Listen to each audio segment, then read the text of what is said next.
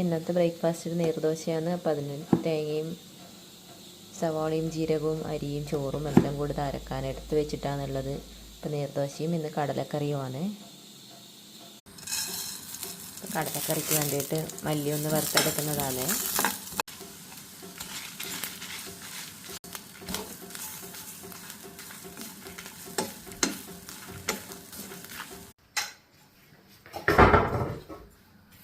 കടലക്കറിയുടെ അരപ്പ് തയ്യാറാക്കുന്നതാണ്.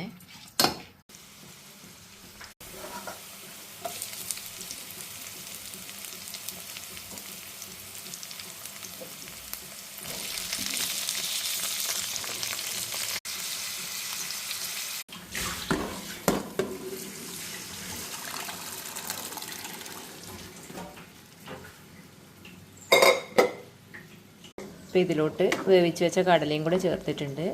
ഇതൊന്ന് തിളച്ച് വരുമ്പോഴത്തേക്ക് നമുക്ക് അരപ്പ് ചേർക്കാം.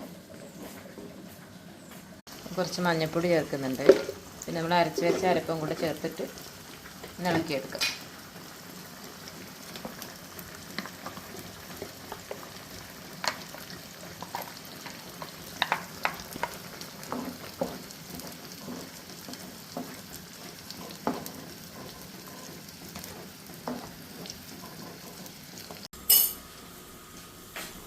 അപ്പോൾ അതാ കടലക്കറിയുടെ റെഡിയായി വന്നിട്ടുണ്ട്. അപ്പോൾ നമുക്കതിലോട്ട് കാച്ചി ഒഴിക്കേണ്ട ഉള്ളിയുടെ അതാ റെഡിയായി വരുന്നുണ്ട്.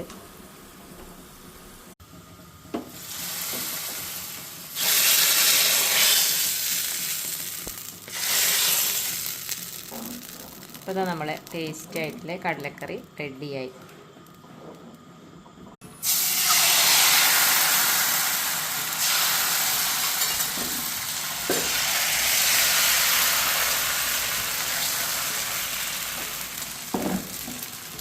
ബ്രേക്ക്ഫാസ്റ്റ് റെഡി ആയിട്ടുണ്ട്. കടലക്കറിയും നല്ല ദോശയും.